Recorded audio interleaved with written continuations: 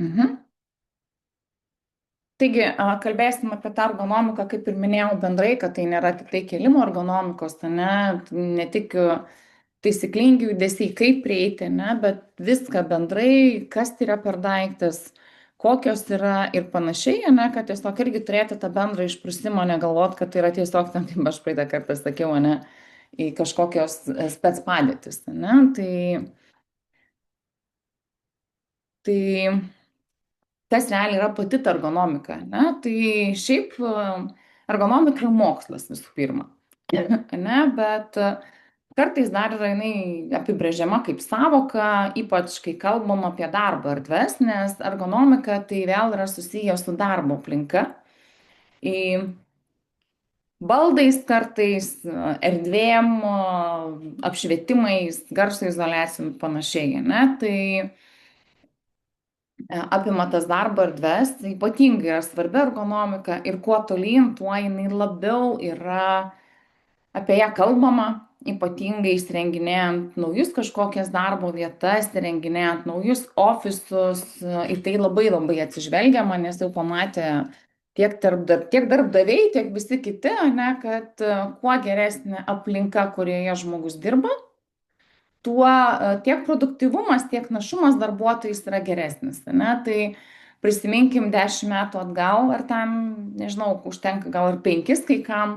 Lygiai taip pat gydymo įstaigoje, ne, buvo paprastos lovos, atsirado kažkokie geresni čiužiniai, bet apie pakeliamas lovas dar kai kam buvo tikrai svajonė, ne, nes, nu, pacientas kaip ir viskas gerai, jam patogu, bet, nu, darbuotojas, nu, pasitūps, atsisės, palips laiptukais, ne geriausiu atveju, jeigu ten kažko nepasieks, ne, bet funkcinės lovos atsirado tiek galvojant apie pacientą dėl visų pragulų, ne, tiek jau galvojant apie darbuotoją, kad jam paprasčiau prieiti, ne, jam pasikelt, nusileisti, tiesiog pagalba irgi viena iš tokių, ne, tai čia kalbėti apie ligoninės patalpą.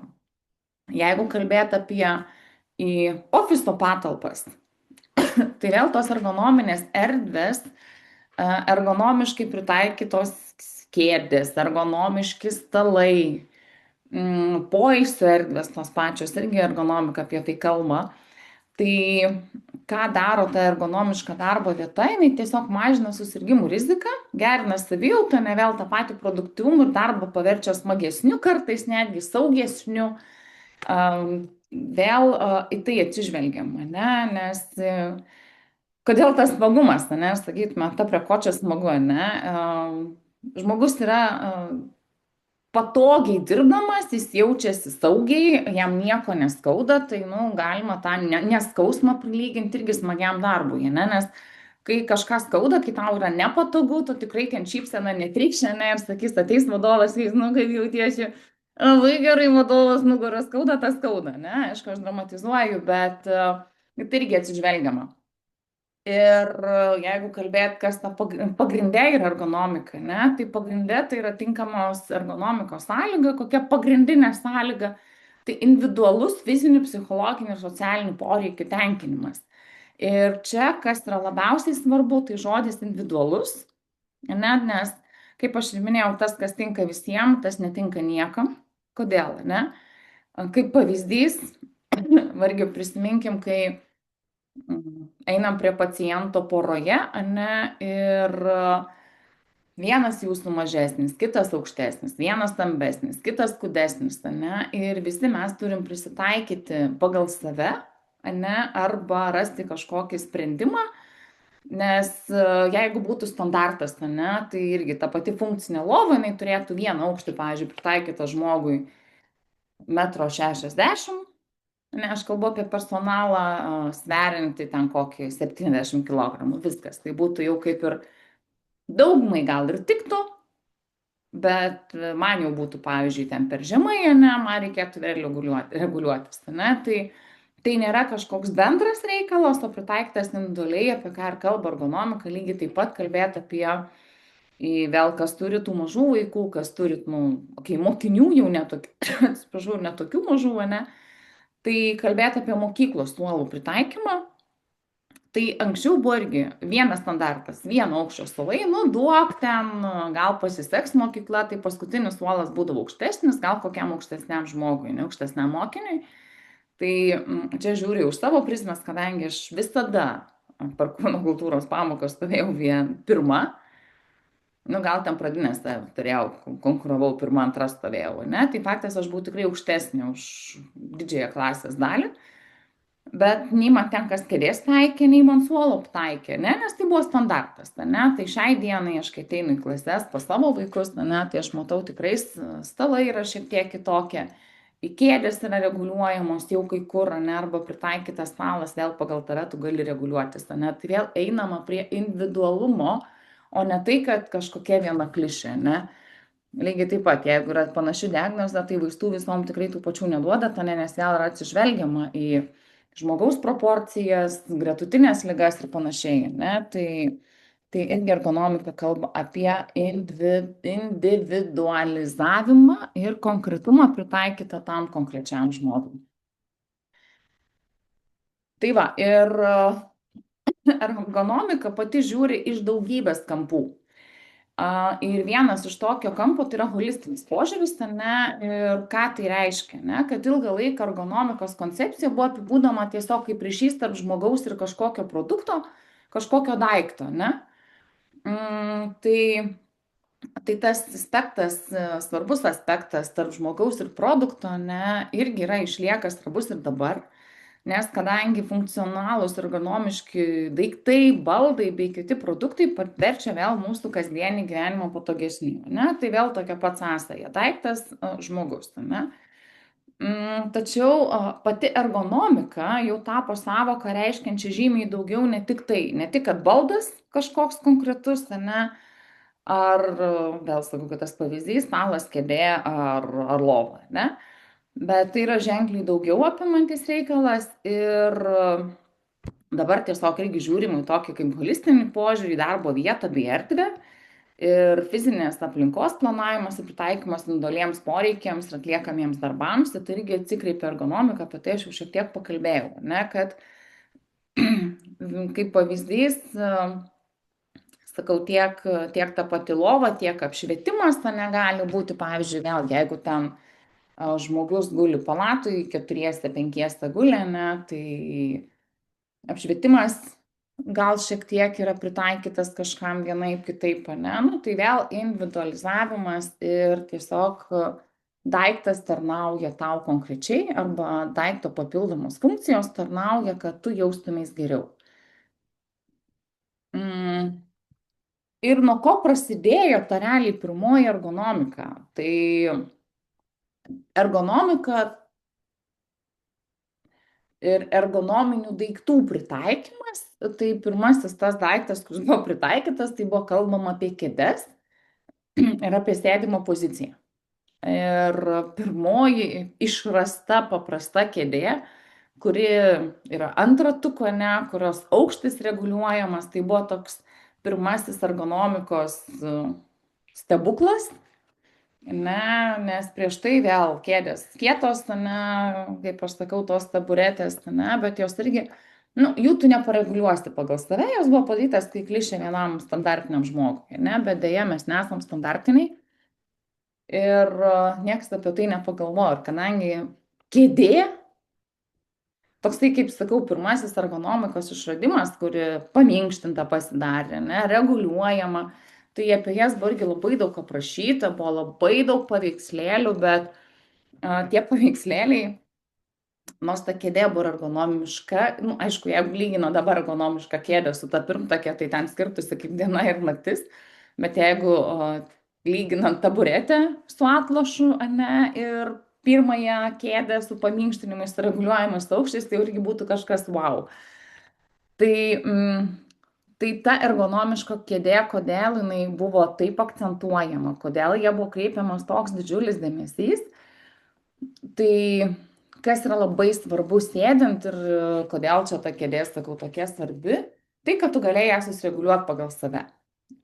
Kad klubai su keliui sudarytų 90 laipsnių kampą, kad kojos būtų pilnai atremtos į žemę, ne, nes kai kas galėdavo pasiekti jas remti, kai kam gal jos maskatuodavosi, ne, žemesniam žmonėm.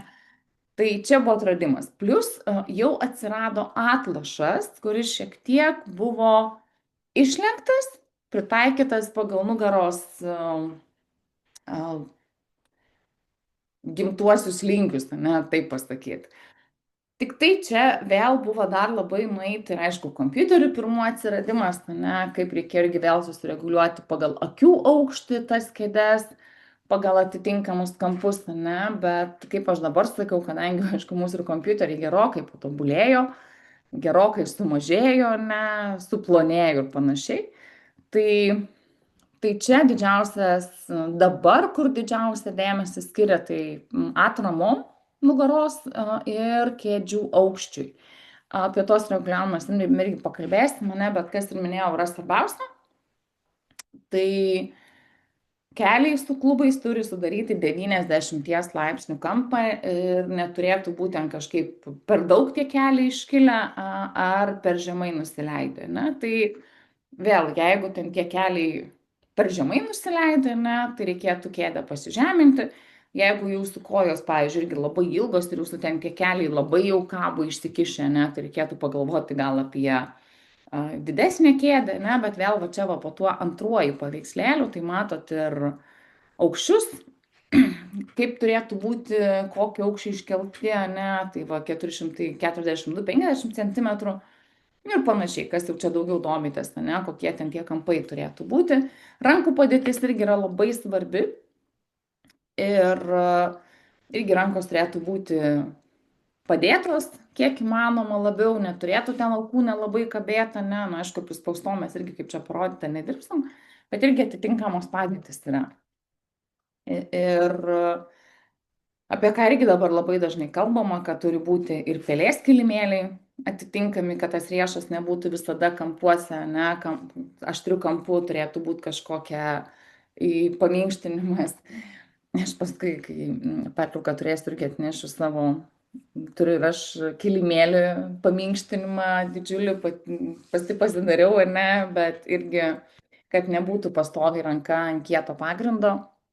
Tai irgi apie tai reikėtų pagalvoti, apie kaip tą ergonomišką sėdėjimą žiūrėti iš šono, kaip atrodote, kaip kas ir pasižiūrėti. Aš lygiai taip pat, jeigu galvojate, kad sėdite tiesiai, kad jūsų padėtis kėdės aukštį sureguliuoti taip, kaip jums patogu, tai paprašykit, kad kas iš šono jūs nufotografuotų. Ne? Ir tada, kai pamatysit savo vaizdą iš šono, įsivertinsit, viskas ten yra gerai su tom kėdėm, ar šiek tiek per aukštai, per žemai, ar dar kažkaip, ne? Tai tiesiog sakau, mes savęs iš šono nematom, o telefonus visada turim su savim, bet kartais galima panaudoti ir savęs įsivertinimui, ne tik ten gražių medžių fotografavimui, ne, ar dar ten kažkam. Tai va, čia va vėl puikus pavyzdėliai, ne, puikus paveikslėlius, kuo skiriasi taisyklinga stebėsena nuo netaisyklingos stebėsenos. Ne kiek reikėtų kreipti dėmesį į tą gulintį žmogų, ne, bet kaip reikėtų matyti ir kreipti dėmesį į tą sėdintį, ne. Tai va pirmam paveikslėliu tas raudonas žmogelis, ne, matot, sėdi ant pusę kėdės, kojos sulenktos, kojų pėdos uždėtos ant kėdės ratuko, ne, ir vėl svorio pasiskirstimai visai kiti, keliama apkrova didžiulė, ne, nugara sulenkta, jeigu tu jau neseki ir tavo nugara neatsiremia į atlošą, ne, tai natūraliai norėsi kūprintis, jeigu pilnai sėdi tvirtai kojos pečių plotyje, nesuglaustom kojom, ne, tai vėl ta nugaros pozicija yra šiek tiek geresnė, ne, mes jaučiamės tvirčiau, kojos mūsų mažiau vargsta. Nors neslėpsiu, tikrai norisi tas kojas čia užsikilnoti ant tų ratukų, ne. Bet jeigu kalbėt, kaip reikėtų taisyklingai daryti, tai kojos turėtų būti padėtos ant žemės, ne, o nesulenktos per kelius. Tiesiog, kad tas kampas būtų 45 ir daugiau laipsnių, ne kai čia sulenktos, ne. Tai va 45-90 laipsnių, čia tai iš vis vos ne plešia kelius ir sako, kodėl man jos skauda po kiek laiko, ne? Tai vėl pasižiūrėkit, ypatingai tos, kurios sėdi ilgai prie popierių, ne? Ir mažiau gal tų kilnojimų yra, bet daugiau sėdimo darbo, tai irgi reikėtų pasižiūrėti, kaip ten mūsų laikysena ir kaip mes ant tos kėdės jaučiamės. Tai va, vėl kalnas dabar yra išrasta atitikmenų, kuo tas kėdės kartais pakeista, nes aš lygiai taip pat prieš tai irgi turėjau ofisinį darbą, nu kaip ir pasakau, kad su pirma pagalba dirbau, ne, tai kiek važiuodavau, kiek reikėdavo stebėti ir biure, tai taip, turėjau aš ir kamuolį atsinešusi, kad šiek tiek keisti paviršius, ne, kad sėdėti tiesesnė nugara, ne, o ne prastesnės kėdės, tai irgi visokių alternatyvų yra, nu čia jau tas iš viskos kosmonautą primenantis, bet būna, žinokit, ir tokių variantų, tokių kėdžių, kur dešiniam kampe jūs nemato paveikslėlio. Tekę yra važinėti pagrinde po Vilniaus ofisus, po kelis Kaune ofisus, žiūrėti, ar ergonomiškai viskas įrengta, važinėti į kelias baldų gamyklas, tikrinti, vertinti tas kėdes, ne, kaip ten kas padaryta, kaip ten tie stalai, kaip kažką. Šiek daugiau ir besidomint, kai kur jau tiesiog irgi prašyta yra, buvo pažįstamų, ne, kad atvažiuok pasižiūrėti, ar čia viskas pritaikyta, ne, važiavom lygiai taip pat su tyrimu ten agentūra viena, nu, tyrimų, ta prasme, šviesą, garsą, kurie matuoja aukščius ir panašiai, ne, ir su jais teko pasivažinėti, pasižiūrėti, kaip ten šiuolaikiniai ofisai įrengti, tai kartais tiesiog irgi eini į ofisą ir galvoju, wow, kaip tai yra įmanoma, kaip yra padaroma įrengimai, poilsio erdvės ir visa kita, ne, tai esu mačiusi beje ir va tavo kosmonautinį sėdėjimą vienoje IT įmonėje, kur labai daug apie darbuotoją galvojama, ne. Minusas, aišku, yra va tokiem sėdint kartais ir primigti, ne, bet buvo, žinokit, mačiau aš panašų įrenginį, pati sėdėjau ir galvojau, wow, kas čia per keistenybė, ne, bet labai patogu, labai patogu. Juokiausi, sakau, ar kas užmiega, sakė, žadinimo funkcija irgi yra įmontuota, tai tokia kėdėj, ten viskas yra ok, ne, bet kosmonautus tai mes naisim. Bet aišku, aš juokauju, ne, bet labai dažnai ofisos, irgi sakau, Vilniaus ofisos, ypatingai nuo Vilniaus, šiaip jau skiriasi to tokiu laisvumu. Ofisuose labai daug nuotolinio darbo, ne, dabar paskutinis irgi vienas matytas iš pavyzdžių, tai atėjau Vilniaus vieną ofisą, vesti beje pirmos pagalbos mokymus, darbuotojai apie 20. Nes kai kurie dirba nuotoliu, kai kurie dirba čia vietoje, ne, jie sako, mes 2 kartus per savaitę privalom būti ofise, visas kitas galim rinktis, ne, bet ofisas pilnas gyvybės. Tai ne tik, kad ten yra vaikų žaidimų kambarys, erdvė, nes kai kurios nelabai gali jų palikti kažkur, ne. Tai įrengtas žaidimų kambarys, pagalvotas apie mažiausius nuo maitinimo kėdučių iki žaidimų konsolių ir panašiai, kad tas vaikas netrukdytų, kai tu dirbi. Tada didžiulis akvariumas stovi koridoriuj. Tada yra kažkokia poilsio erdvė. Tada einu aš į tą savo patalpą, kur mane veda, nežiūriu, ir kamuolys. Pasirodo, kažkas šunį yra atsivežęs į ofisą. Tai gal su ergonomika ir gyvūnai šiek tiek prasilenkia, ne, gyvūnai dabar atskiras ergonominės, ten tas visas turi irgi pritaikymus, gultus, fontanėlius ir ko jie neturi, ne, bet labai daug yra akcentuojama, ypatingai naujų ofisų vietose, ne tik, kad į kėdes, lygiai taip pat, sakau, ant kamuolių ne vieną esu mačiusi sėdint, ant balnų, va tų vadinamų sėdint, ne vėl, kad jie jaustųsi gerai, kad nugaros būtų sveikesnės ir panašiai, ne, tai va, dar vienas va iš tų, va, apie ką aš ir kalbėjau, užsiminė apie balnus, irgi, manau, daug kas matėte, ne, tai tas pasėdėjimo balnas, kur matot viduriniam paveikslėlį, ne, irgi labai gera alternatyva yra kėdėjai, pagrinde jas naudoja odontologai, kirpėjai, pagrinde po šitus mačius, bet irgi atsiranda ir ofisuose tokių reikalų. Kodėl čia tas balnas dabar toks išpopuliarėjęs? Tai balno visa pradžia atsiradimo, tai buvo tikrasis balnas ir dar, nu, kokių 20 metų atgal, vaikai, kurie serga paralyžiais visais, genetiniam lygom, ane, sunkiai vaikšto, sunkiai juda, tai jiem buvo rekomenduojami jodinėjimai, žirgo eisenos, sėdėjimas ant balno, ne, ir paskui tik tai pamatė, kad tas balnas ne tik naudingas šitiem sergantiem vaikučiam, ne, bet ir ant jo yra daug geriau sėdėti, nes sėdint ant jo susikūprinti yra labai nepatogu, ne, tai vėl naujas išradimas, ten toksai, kur irgi tikrai labai tvirtai įsitvirtinęs, tie balnai, aišku, reguliuojama aukščio stalai, kas be ko, ar ne, nori sėdėt, sėdėk, nori dirbti atsistojęs, pasikoreguok aukštį, ne, vėl išsitiesi, vėl kvėpavimo takai visai kitaip dirba, ne, nori dirbti sėdint, prašau, ergonomiška kėdė, ergonomiškas balnas, ne, ir panašiai, ne. Tai kartais minusas iš darbuotojų pusės, ne darbdavių, bet darbuotojai, ne, jie turėdami visas sąlygas pasirūpinti ergonomiškom kėdėm, turint aukštintus stalus ir juos reguliuojamus, ne, spėkit, ar juos visus jie naudoja? Dažniausiai ne. Ai, čia biškai pastovėsiu, ne, ai, čia truputį pasėdėsiu, ai, čia greitai eisiu, ne, oi, žiūrėk, nugarą skauda, taigi sakau, atsistok, turi stalą reguliuojamą. Tai pas kai kuriuos net stalai nėra jungti į rozetės, ne, tai vėl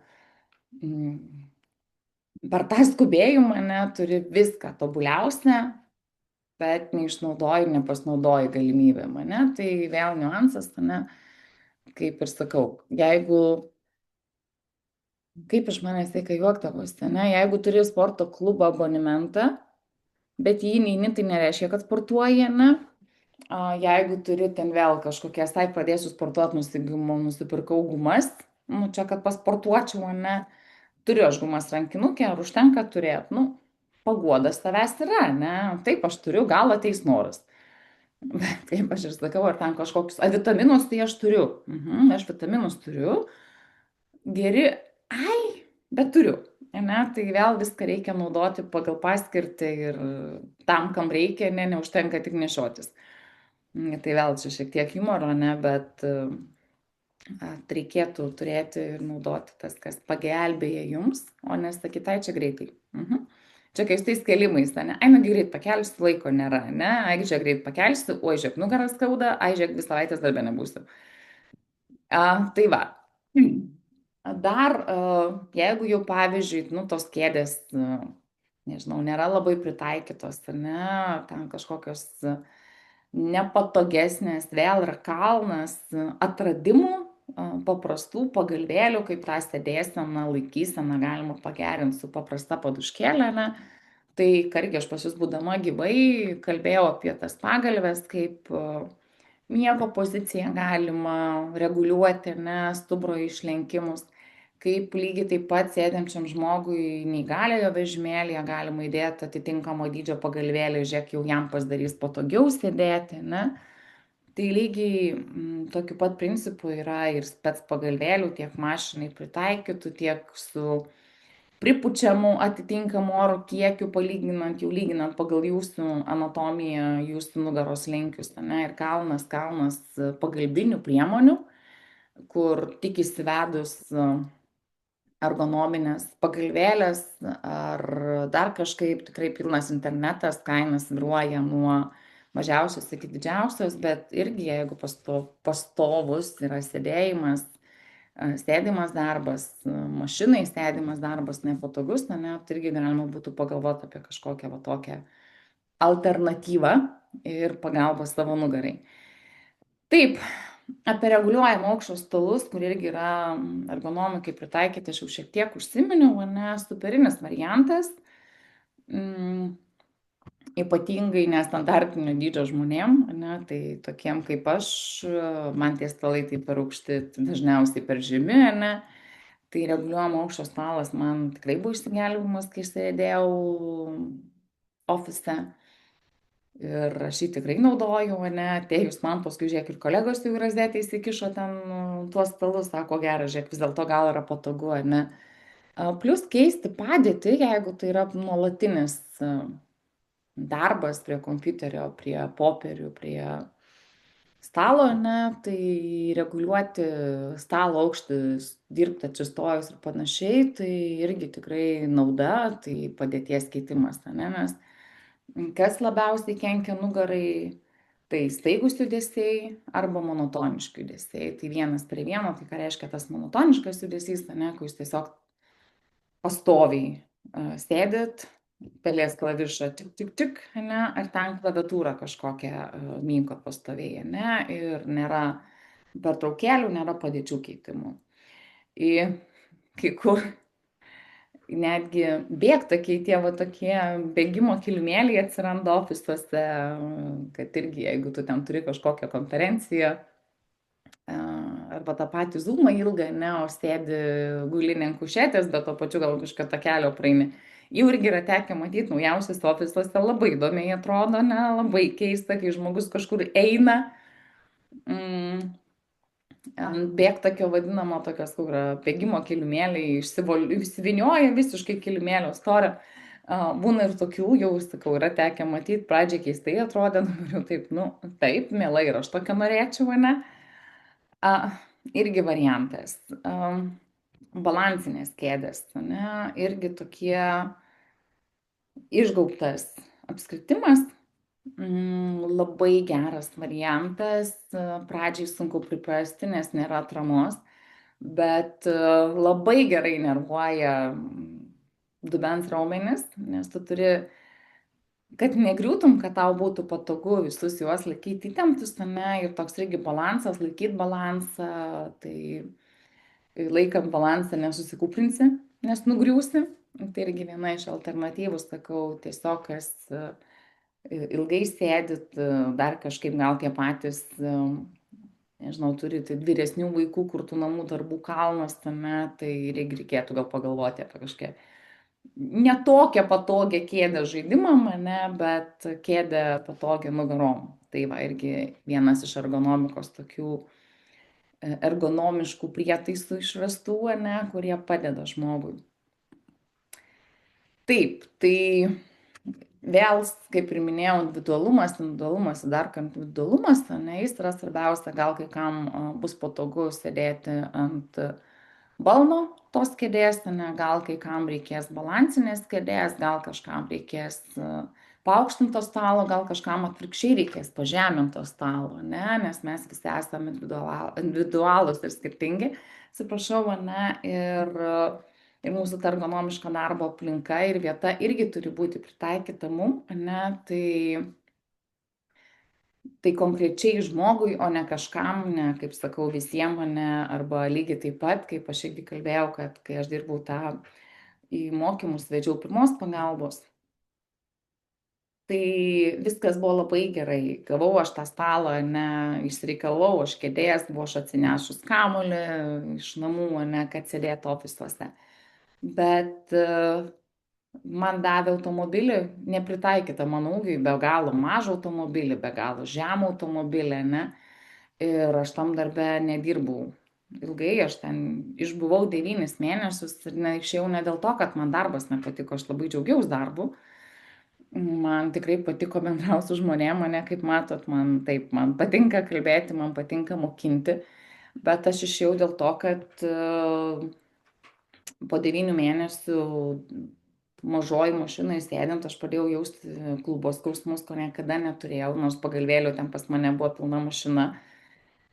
Į tai niekas nereagavo, aš prašiau vadovo pakeisti automobilį, nemanekit, ir tiesiog tai buvo vėl priežastis išeiti iš darbo, nes man sveikata yra svarbesnė, ne? Tai vėl, jeigu man būtų radę kažkokį didesnį automobilį, kurio tikrai buvo mūsų įmonės autoparke, ne, tai gal aš būčiau dirbus, nu, va tada nebūčiau čia jums paskaitų kalbėjusi, ne, tai nežinau, būtumėt gavę kažkokią kitą dėstytoją arba dėstytoją, vyrą arba moterį, ne, bet vėl, tai kaip ir pačios pavyzdys, dėl nepritaikyto ergonomiškumo man tiesiog reikėjo keisti darbą, nes supratau, kad, nu, per jauna aš turėti klubo skausmus, ne, tai vėl tas pats individualizavimas, ne, pasižiūrėjimas į ūgį, į svorį, į fizinius duomenis žmogaus, lygiai tas pats ergonomiškumas, mokėjimas valdyti informacijos ypatumus, ne, gaudyti informaciją, kurgi žmogus kuo skundžiasi, gal jis atėjo su kažkokiom gretutiniam lygom, ne, gal jis, nežinau, kažkada turėjęs klubų endoprotezavimo ar kelio endoprotezavimo kaip pavyzdys, ne, ir jam vėl kažkokios reikėtų spec įrangos ar spec kažkokio prietaiso, kad jis jaustųsi gerai ir ergonomiškai, ne. Tai va, visą šitą informaciją turint apie darbuotoją, įsivertinant jo norus, įsivertinant jo fiziologinės savybės, ne, tai tada gali ir darbus organizuoti visai kitaip, ne, parinkti įrankius, įrengti maksimaliai ergonomiškas darbo vietas, darbo erdvės, aišku, čia jau turėtų rūpintis vadovai, ne. Nu, kuo jūs galėtumėt pasirūpinti, ne, jeigu kalbėt apie tą patį pacientą, tai vėl pasižiūrėti, kaip jisai guli, miego padėtis kažkokias, ane, įsivertinti, pagalvėlėm pažaisti, vėl tai yra apie ligonius galvojant, vėl tai yra tie spec čiužiniai, nebe geležinės lovos kaip kažkada, ne, tai vėl pragulų prevencija. Tai aišku, jisai nedirbs ant jos, bet jis ilgą laiką praleis tai lovai būdamas, gulėdamas ligoninėje, ne, tai vėl apie pagalvojama. Gal tas pats apsauginių tvorelių įskleidimas, ane, gal jiem bus patogiau už jos pasiėmus apsiversti, ne, tai vėl jau yra pritaikymas specialiai, ar ne. Trikampio iškėlimas, kad jisai gal įsikabinęs į tą trikampį virš lovos galės dubenį pasikelt ir taip pats pavažiuoti į viršų, ne, o nereikės kiekvieną kartą sesutės kviesti, ne, kad aš čia noriu dabar pasikelt ar dar kažkaip, ne. Tai vėl yra jau pritaikymas ergonomiškos darbo erdvės, poilsio erdvės ar tiesiog buvimo erdvės, ne, jeigu kalbėt apie gulėjimą ligoninėj. Taip, tai čia va dar vienas pavyzdys, ne, kaip turėtumėm sėdėti ir kaip išnaudoti realiai ergonomišką aplinką, kuri mums pritaikyta, ne, tai anksčiau buvo sakoma, sėdėk ant pusės kėdės ir čia va taip tvarkingai pasilenk. Tai dabar šitas pasakymas stengiamasi išmušti jį jame iš mūsų kalbos ir sakoma, sėdėk pilnai, atsiremk į atlošais, ne veltui ten yra, ne, sėdėk tiesiai ir išnaudok kėdę pilnai, ne. Nes jeigu tu sėdėsi ant pusę kėdės, tai vėl nėra atramos, pečiai pavargs, kūprinsies, nu ir baigsis tuo, kuo tikriausiai dažnai pasibaigia nugaros skausmais, ne, nugaros pečių skausmais. Tai ir tos kojos jo pilnai atremtoms į žemę, aš sakau, aš lygiai taip pat, aš tikrai taip nesėdžiu visą laiką. Keičiu aš tas padėtis, ne, tai kojas užsidedu ir ant ratų, kur aš jų nededu, ne, bet bent jau stengiuosi visada, kad nugara būtų atremta į atlošą, nes jis tam ir yra. Taip, dar viena iš ergonomikų, tai yra vadinama kognityvinė ergonomika arba dar kitaip vadinama informacinė ergonomika. Tai kas tai yra? Tai paprastai tariant, tai yra žmogaus ir technologijų sąveika. Kai darbo aplinkose naudojamos technologijos privalo būti pritaikytos žmogaus gebėjimui matyti, girdėti, suprasti, atsiminti ir priimti sprendimus. Ir vėl palengvinančios programos, ne, kompiuterinės programos ar aplikacija, kuri netinka smegenų būdai įsisavinti informaciją, gali pakenkti, gali ir padėti, ne. Tai jeigu tai nėra pritaikyta kažkokia kompiuterinė programa, tai jinai ženkliai apsunkina kasdienius darbus ir išsunkia fiziškai, ne. O jeigu tai yra informacinė technologija pritaikyta žmogui, ne, sąveikaujanti, padedanti, tai vėl jau yra gerinamas tiek smegenų darbas, ne, tiek fiziniai darbuotojų poreikiai, ne, ir vėl, aišku, ta pati programa priklauso, kaip ją vertinsi, kaip su ją draugausi, ne, ir čia yra dabar kalbėtas, apkalbėtas, iškalbėtas dirbtinis intelektas, tai čia už ir prieš, ne, čia tikriausiai 10 savaičių tą pačią diskusiją galėtumėm vykdyti tas 4 valandas, tai gal 10 valandų vis tiek nepriimtumėm teigiamo sprendimo, ne, ar čia jis geras ar ne.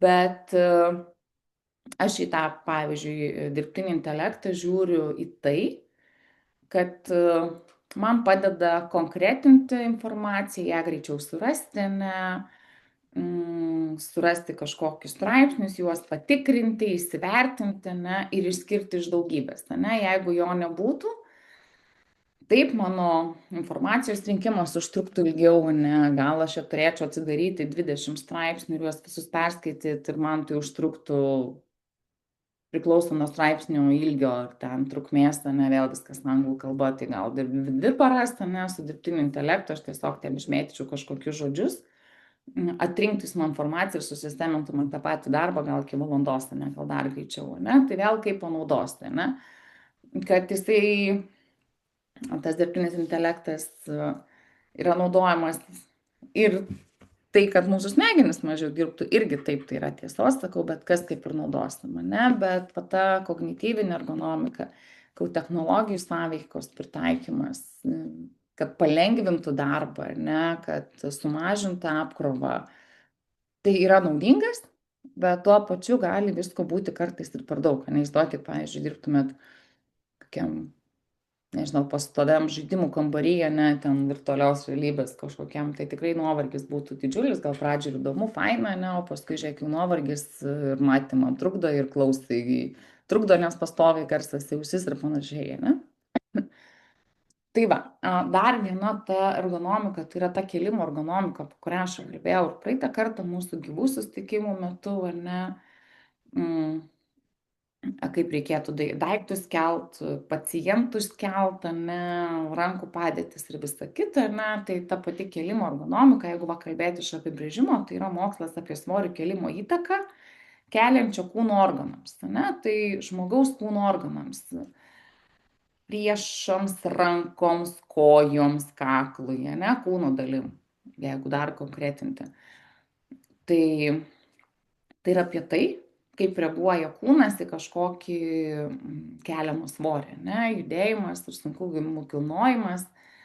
Iš vienos pusės yra naudingas mūsų kūnui, ne, tačiau tik tais atvejais, kai tie patys kėlimo judesiai yra atliekami taisyklingai, ne, kai svoriai nėra per dideli, kaip pavyzdys sporto salėje, ne, jūs norit stiprinti raumenis, tai jūs imat atitinkamo svorio svarelius, pradžiai lengvesni, paskui nuosekliai juos didinant, kad apkrova didėtų, kad tas raumuo tobulėtų, ne, ir panašiai, ne. Bet įsivaizduokit, kaip vėl, jeigu jūs ateinat pirmą treniruotę, pasiėmat svorį, kuris jums yra per sunkus, jį bandot pakelt, bandot įtempti visus raumenis, kuriuos beturit, ar tam po ilgos pertraukos, ne, griebėt staigiai, per staigiai, žiūrėk, raumuo gali ir įtrūkti, ir plyšti, ir pasitempti, ne, tai lygiai taip pat su pacientais, ne, aš įsivertinau, kad, nu, pakelsiu, galiu, aš šiandien jaučiuosi stiprus, ne, ir viską galiu, tačiau, bet pasirodo, kad svoris buvo per sunkus, neišlaikėt, nepakėlėt, kojų nesudėliojo taip, kaip reikia, nu ir žiūrėk, jau dienos eigoj jau nugarą skauda, jau pečiai skauda, jau nebepatogu, jau dar gerai, jeigu dienos eigoj, o ne iš karto to paciento pasodinus, ne? Tai vėl ir naudinga, ir žalinga, jeigu tu blogai vertini, ne? Tai kaip ir pavyzdys, tai jeigu jau kalbėt per konkrečia kalba, ne, tai neteisingi kėlimo judesiai, per didelis keliamas svoris, per daug apkrauna raumenis, apie ką aš ir kalbėjau, ne, kurie persitempia, gali sukelti rimtas traumas, siekiant išvengti tokių traumų, būtinai valdyti svorio kėlimo techniką tą pačią, ne, bei naudoti kėlimo įrangą, įrankius, tokius kaip kėlimo stalai arba mini krautuvai arba keltuvai, ne. Jeigu tas pats žmogus nukrito ant žemės ir suprantat, kad jūs nei ergonomiškai, nei niekaip kitaip jo nepakelsit, nepakenkiant savo, ne, tai tada jau vėl ieško ten tų keltuvų, kurie dažniausiai būna kažkokiam rūsy arba kažkokiam skyriui paslėpti, ne, tai vėl tą reikėtų įsivertinti, nu, bet laikas priešas, ne, skubam ir pasirodo vis tiek viską spėjom. Bet, nu, tas mūsų lietuvių, kad padaryk čia ir dabar kuo greičiau, ne, o nesitemp kažkokio ten keltuvo ar panašiai. Tai va, tai ta kelimo ergonomika sakau, labai svarbi, ypatingai jūsų darbe dirbant, ne? Mm, taip, tai dar šiek tiek apie tą kelimo, ne? Tai be netinkamos kelimo technikos darbuotojų kūnams yra pavojingi ir kiti veiksniai. Tai apie ką aš irgi minėjau, tai pasyvus sėdėjimas, nes tai taisyklinga darbo padėtis, ne? Kažkoks ten persikreipimas ir panašiai. Tai vėl, kad būtų išvengta bereikalingus traumų rizikos, tai reikia atlikti vos kelis darbo aplinkos patobulinimus, verta įsigyti ten tas pačias reguliuojamas biuro kėdes, reguliuojamo aukščio stalus ir darbuotojų kūnus apsaugančius, kartais amortizuojančius stovimo darbo kilimus, ane, ypatingai jeigu tas darbas e, vėl pastoviai kažkokios statinės padėties, ane, tai yra tie spec kilimėliai. Aš jau nekalbu apie tos vibro kilimėlius, ten, kurie pritaikyti žmonėm, kurie kelius grindžia, ne, ir jeigu pastoviai jie ten ant jų stovi, tai irgi reikėtų kažkokią spec dangą dėti, ne, lygiai taip pat furistai, jeigu žiūrėti juos, tai mašinų, didelių mašinų vibracija, jinai irgi labai kenkia stuburam, tai ten yra spec kilimėliai dedami į sėdynės, arba aišku, jeigu tos naujos sunkvežimė, ne, tai jie vėl šiek tiek yra kitaip pritaikyti, tos sėdynės vėl yra kitokios atitinkamai, kad žmogus komfortiškai jaustųsi darbe. Taip, dabar dar vienas terminas, kuris irgi yra kalbamas prie ergonomikos, tai yra intensyvus darbas rankomis. Ir terminas intensyvus darbas rankomis nusako darbą, kuris daromas atliekant dažnus ir besikartojančius fizinės jėgos reikalaujančius judesius rankomis. Ne? Tai jeigu tokie judesiai yra atliekami ilgą laiką be pertraukos, tai ženkliai padidėja rankų, pečių bei kaklo traumų rizika. Ir kaip intensyvaus rankų darbo pavyzdžius galima paminėti darbą, pavyzdžiui, viešo maitinimo įstaigose, ne, kažkokiuose rūšiavimo įstaigose, nežinau, DPD, Omniva kaip pavyzdys, ne, kur tu pastoviai ten kažką turi išrūšiuoti, ten tos krovinius, ne, pašte lygiai taip pat. Surinkimo darbus ar slaugą tą pačią, ne, irgi kankamai monotoniški judesiai eina, ne, tik tai vėl tą monotoniškumą galit reguliuoti iš skirtingų padėčių prieimų ir panašiai, ne. Tai jeigu rankom tenka didelė apkrova, tai irgi tai nėra labai naudinga, ne, reikia keisti padėtis. Pavyzdžiui, vėl intensyvus darbus rankomis, gal ir nėra to svorio, ne, bet pavyzdžiui, pastovus, nežinau, IT koks nors specialistas, ne, pelytės minkymas ir klaviatūros minkymas, jeigu tavo rankos vėl nėra tinkamai palaiduojamos laiks nuo laiko, ne, tai vėl gali įsivystyti tiek tas tunelinis riešo sindromas ir panašiai, ne. Dar viena iš ergonomikų tai yra garso ergonomika. Apie tai irgi kalbama ir apie tai irgi reikia kalbėti, ne. Tai gal jum ta garso ergonomika ir nėra tokia aktuali, nu nebent, nežinau, ten buitiniai konfliktai tarp ligonių prieš pilnatis nutinkantis, ne, kai ten visi triukšmauja, klykauja, rėkauja, ne, bet čia daugiau pritaikyta yra didelėm gamyklinėm įmonėm. Ten važiuoju kalbėti apie garso ergonomikas, tikrinam triukšmo lygius ir panašiai, ne, ir kodėl čia tas triukšmas, garsas irgi čia yra toksai svarbus. Ypatingai jeigu tas garsas jau yra per didelis, ne, blaškantis, erzinantis, tai savoka garsas čia jau nebetinka, čia jau kalbam apie triukšmą. Ir triukšmas bet kokioj darbo aplinkoj privalo būti reguliuojamas, triukšmo būti išvis negali arba turi būti kiek įmanoma mažiau, ar ne.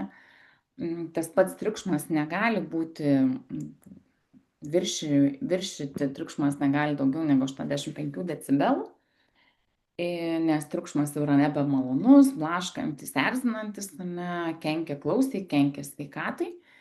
Ir jeigu jau tau tenka dirbti aplinkoj, kur triukšmas yra nuo 70 decibelų, tai jau yra siūlomos darbuotojam ir spec apsaugos priemonės, klausos kištukai, ausinės specialios ir panašiai, ne, rekomenduojama žmogui jas naudoti, bet irgi realybė kartais tokia būna, kad nedėvi ten jie tų triukšmo apsaugų, ane, ir sako, viskas man yra gerai, bet vėl kas yra pastebima.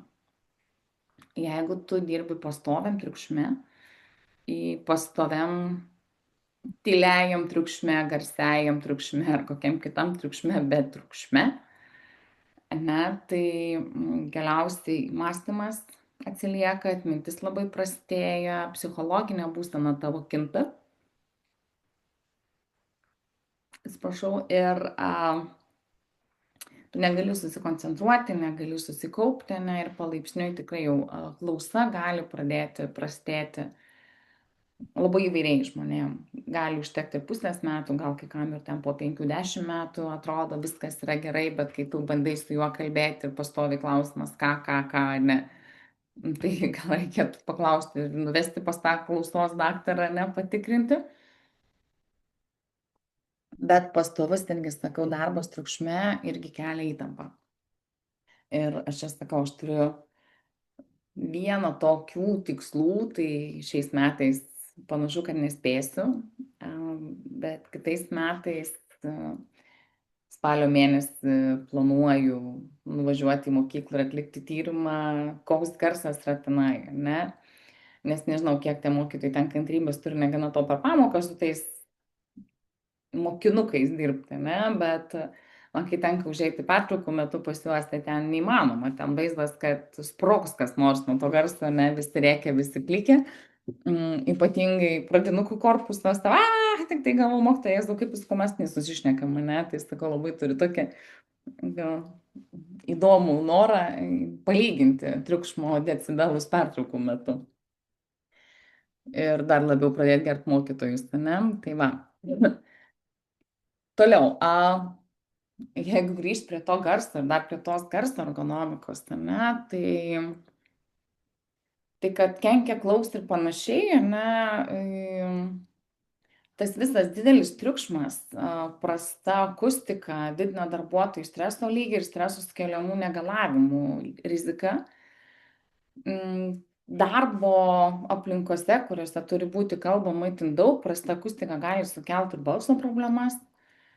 Akustinių interjero elementai, stalo ir pastatomos pertvaros leidžia sumažinti triukšmo lygį ir ženkliai pagerinti darbo aplinkos akustiką, ne, garso ergonomika irgi yra labai svarbus faktorius, kuriant bet kurios darbo erdvės interjerą.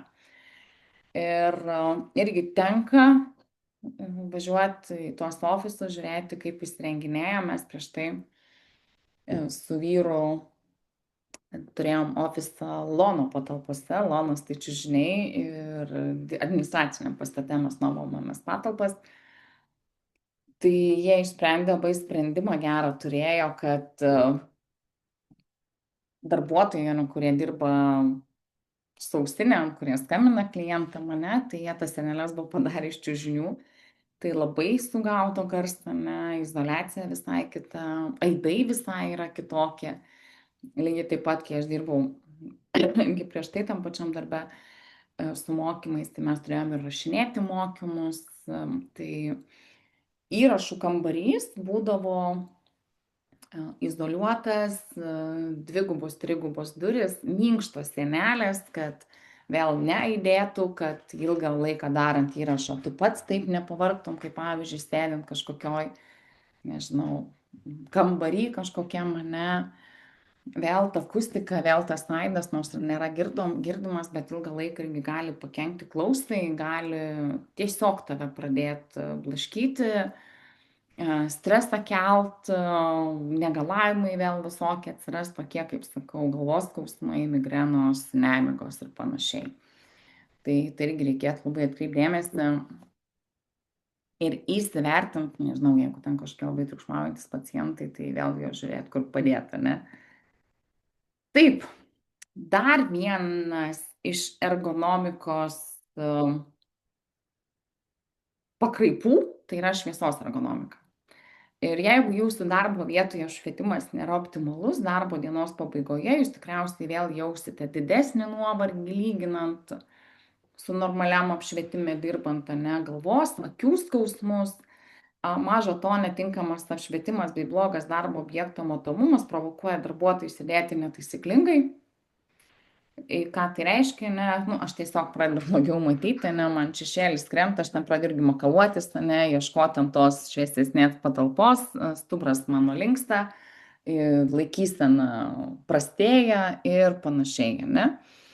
Tai irgi reikėtų apie tą apšvietimą pagalvoti. Vėlgi, jeigu tenka ten, kaip pavyzdys, naktį dirbate, ne, įsirengę ten kažkokią mažą lempelę, kad ten nepažadint kolegos ar darbuotojų, ne, ar tų pacientų ir panašiai, tai, o dirbti reikia daug popierius pildyti, nes nieko dieną nespėjate, ne, tai pagalvokit, ar sau nekenkėt labiau negu tai, kad apsaugot tam tuos besilsinčius šalia, ne.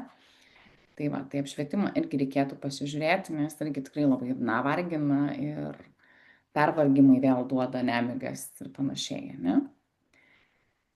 Taip, toliau.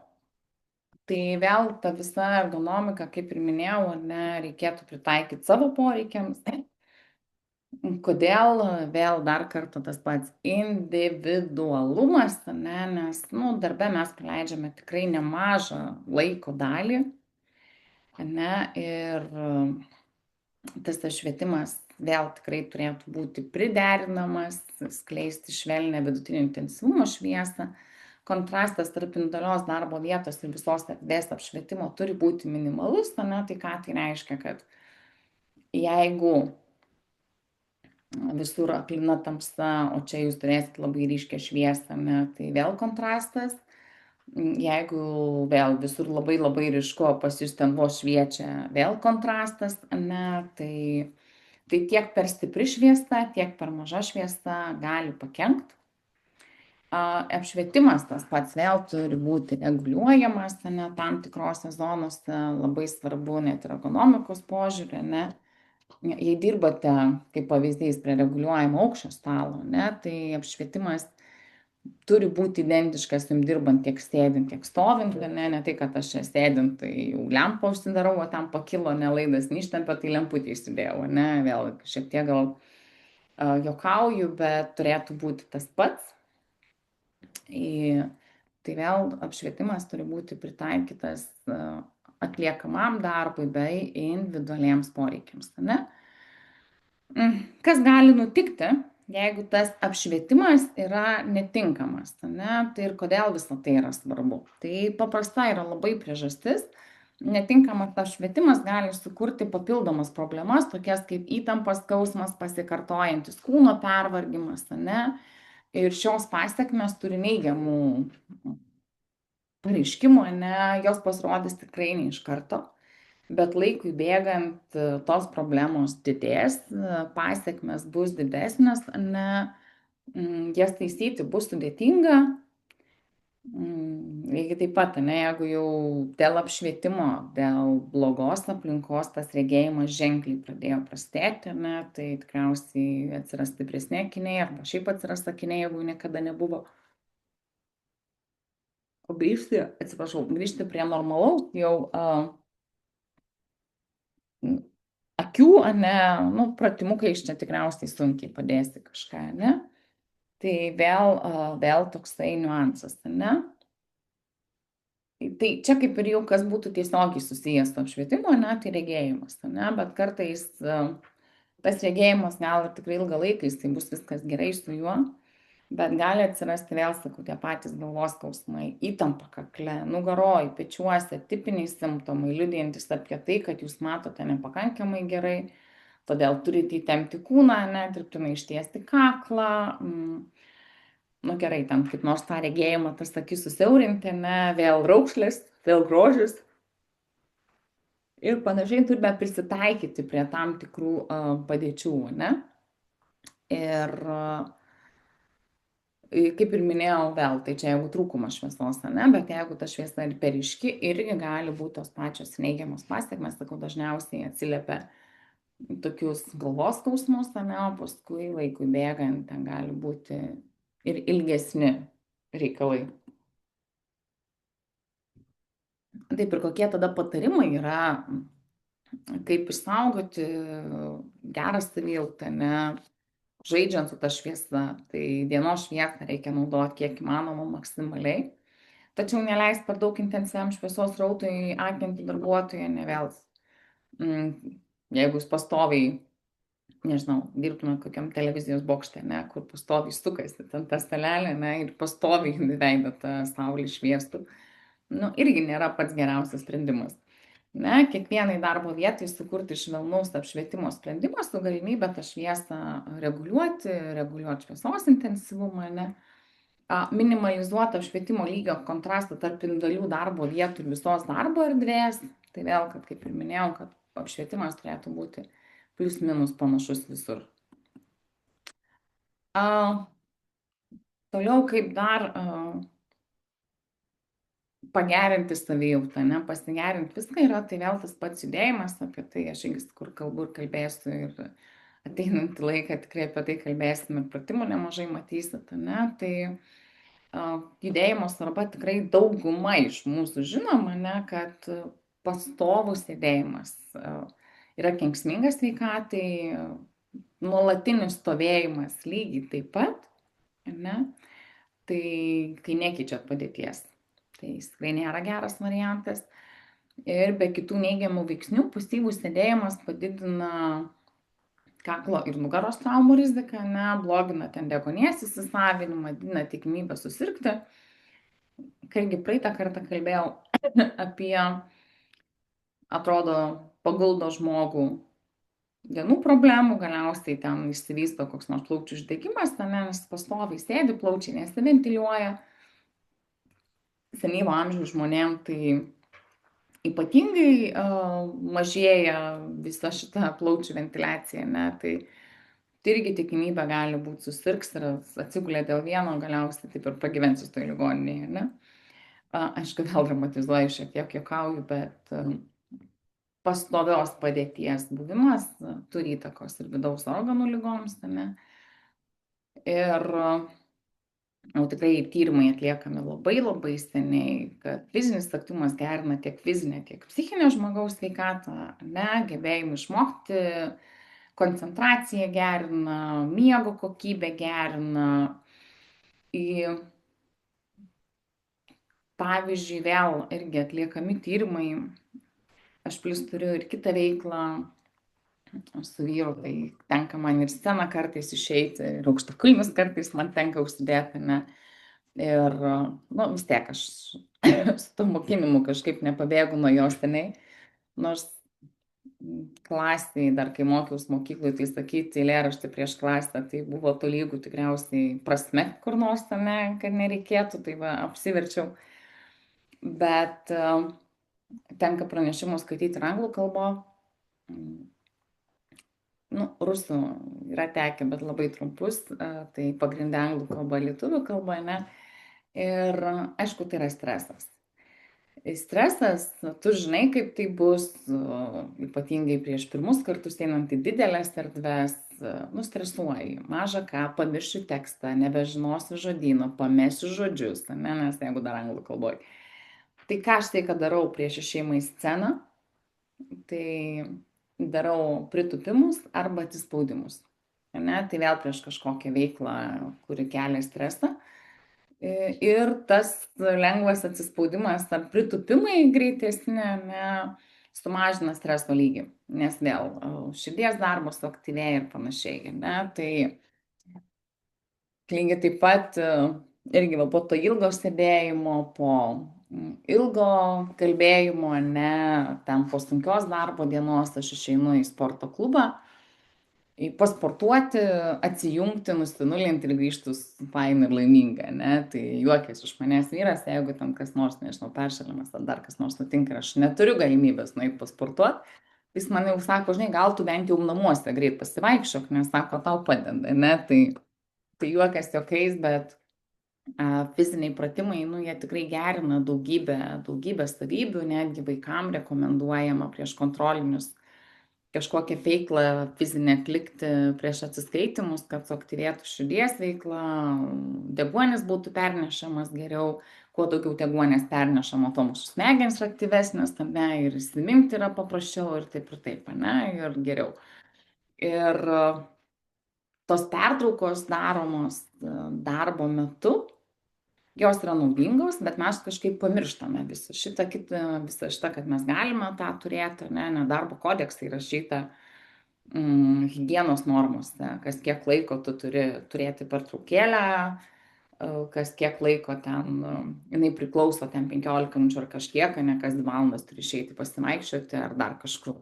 Ne, tai aš tai juokauju, kad kartais tie žmonės, kurie rūko, jie bent jau fizinė savo sveikata rūpinasi labiau, ne, nes tu nerūkysi biure, tu turi išeiti į lauką, ne, dar kažkas, tai jie bent jau pajuda ir nesėdi ten labai stempia, ne, žiūrėk, susinervuoja, ateina parūkyti, aišku, tai kenkia sau, kenkia deguonies įsisavinimui, ne, tai lygiai taip pat vėl, kai aš dirbu ofise, aš eidavau, su rūkančiais aš nerūkau ir alkoholio beveik nenaudoju, tai labai retas atvejis, jeigu ten kažkokia šampano taurė atsiranda, ne. Bet aš jau taip pakankamai išprotėjus, nereik man linksmintis papildomai, ne, bet iš tos pusės, kad vėl sėdėti aš negaliu ilgai, man reikia pajudėti, aš eidavau su rūkančiais kolegom, stovėdavau kokių 50 metrų toliau nuo jų, bet tada, kai rūkydavo, aš išeidavau, ne, ir sakydavo, aha, kodėl tu negali, jeigu tu nerūkai, ne, bet kodėl kiti žmonės gali. Ne, tai ar man reikia pradėti rūkyti, kad aš galėčiau išeiti? Ne, aš tiesiog galiu išeiti su jais ir pabūti už kampo, ne, tai kad tiesiog išeiti iš tos pastovios padėties, sėdimos ilgalaikės padėties. Tai va, tai jeigu šiek tiek apibendrinant, ne, tai kas ta dar kartą ergonomika, ne, tai tikrai nėra tik apie taisyklingą darbo padėtį ar ergonominių priedų naudojimą, ne, tai ir tinkamų darbo erdvių planavimas bei gebėjimas pritaikyti darbo aplinkas individualiems poreikiams bei darbo užduotims, ane. Gera ergonomika reikalauja holistinio požiūrį, kėlimo ergonomika, garso ergonomika, šviesos ergonomika, ne, kognityvinė ergonomika, judėjimo ir aktyvumo svarba. Visko vėl tokia labai platus mokslas. Ir dar šiek tiek apie namų darbo vietos ergonomiką, tai irgi tokia daugiau einam prie apibendrinimų apie tai, apie ką aš čia kalbėjau dabar kurį laiką, ne, tai siekiant produktyviai dirbti patogiom sąlygom, labai svarbu tinkamai rengti savo darbo vietą, ne. Tai paskutiniu metu vis dažniau tenka išgirsti terminą ta pati ergonomika, gaminiai visokie atitinkantys higienos ir komforto reikalavimus dažnai vadinami ergonomiškais, nors ne visada tai yra. Ne, ir dar kartą sakau, kad realiai va ergonomika, tai jeigu vertus iš graikų kalbos, tai ergo yra darbas, norma yra dėsnis, ne, tai jeigu visai pažodžiu įversti, ne, tai taip yra, tai yra mokslas tyriantis žmogaus funkcinės galimybės darbo procese, norint jam sudaryti optimalias darbo sąlygas, optimalias gyvenimo sąlygas, ne, kurios padeda našiai ir patikimai dirbti, garantuojant žmogui būtinus patogumus ir saugojant jo jėgas, sveikatą, darbingumą. Ne? Tai sakau, tai daugiau kalbam apie darbą, bet irgi kuo dažniau, ne, ir apie namų aplinką yra kalbama, ergonomišką įrengimą, atsisakoma, nežinau, kalnos baldų ir paimama tik tai keli, kurie tau padės gyventi, o ne todėl, kad čia atrodytum tą, ką turiu, ar ne. Tai kaip taip paprastai žiūrėti, jeigu, pavyzdžiui, norėtumėt ergonomiškai įsirengti ne tik darbo vietą, bet ir namus, ne, tai namai turi tarnauti žmogui, o ne žmogus tarnauti namam, ne, tai vėl, čia tokiam lengvam pamastymui. Tai vėl tas pats, ne, kad neapkrauta viskas turėtų būti ir panašiai, ne, ir vėl ilgai trunkanti nepatogi kūno padėtis vargina, ne, ta pati, vėl dar kartą tie patys skausmai pajuntami, fizinis nuovargis, ne, o atsirandant kažkokiam skausmam, nuovargiui, natūraliai darbo našumas ir kokybė tavo prastėja, nežiūrėk, biškį pavargau, biškį prigulsiu, prigulti nėra kur, ne, lova nepatogi, nieks nepadėjo. Ir atsižvelgiant į atliekamą užduotį, nuspėjamai galime būti išsitempę, nuobodžiaujantis arba suinteresuoti ir susidomėję, ne? Tai vėl priešingai gali būti tiesiog, atrodo, aš Na, jau žiūrėk, į naują ofisą dirbasi, net faina, gražu, nežinau, kur energijos padėti, išsidirbau, dar grįžau, ar ne namo, dar čia kalną reikalų nuėjau, grįžau į savo senąjį ofisą, atsisėdau ant savo senos kėdės ir žiūrėk, po 3 valandų žiovui visą kitą ir panašiai, ne, tik kavos, kavos, dar kartą kavos. Ne, tai pagrindinis namų darbo vietos ergonomikos principas yra viskas vėl turi būti lengvai pasiekiama, kaip ir sakiau, namai tarnauti žmogui, o ne žmogus tarnauti namam, ne. Kuriant darbo vietą svarbu įvertinti, kam jinai skirta. Tai tradiciškai, kaip ir minėjau, anksčiau buvo kalbama apie vidutinio ūgio žmonės, ne. Dabar jau labiau atsižvelgiama į antropometrinius skirtumus, tai vėl ūgį, svorį, dydį, kompoziciją ir panašiai, ne. Gal tai, nežinau, bus koks nors aukštas trumpom kojom arba žemas ilgom kojom, ne, tai vėl skirsis pritaikymas aplinkos. Ir tas lengvai pasiekiama. Tai irgi atrodo, važinėjau vėl po tos pačius biurus, tikrinau, kaip ten tas ergonomiškumas ir viskas tobulai. Kėdės pasirinkimai 3-4. Vėl tu gali ateiti į darbo vietą, pasiimti, žiūrėk, ten balną, žiūrėk, jau ten balansinė kėdė, čia stalas reguliuojamas, ten kilimėliai, nu, žodžiu, viskas apsirūpinta. Bet darbuotojas ilgai neišsėdi, jam pradeda kažką skaudėti, jis pradeda makaluotis, ne, ir atrodo, kame bėda, viską turi. Vadovas sako, nežinau, ką daryti, vis tiek skundžiasi, vis tiek jam viskas skauda, ne. Kodėl neini prie konkretaus darbuotojo, matai, kad ten, sakau, viskas tobulai iš ergonominės pusės, ne, bet visiškas jovalas ant stalo. Kalnas popierių, kalnas, nežinau, puodelių, visko ten buvo pilna ir galiausiai dar katiną atsineša kartą iš darbo, nes katinui liūdna vienam namie. Ne, tai jovalas ant stalo ir ką tai duoda, ne, vėl nepatogu, vėl nėra vietos, apsikrovė popieriai, žiūrėk, jau randa vietos ten susiriesti tik tam kamputyje, kur tų popierių nėra, ne, tai kad ir kaip ergonomiškai pritaikyta darbo vieta, bet jinai yra perkrauta nereikalingais daiktais, tai vėl visą ergonomiką galite pamiršti, tai ta tvarka irgi duoda savo, ne, ir padeda tiek išvengti nugaros skausmų, tiek panašiai, ne. Ir kada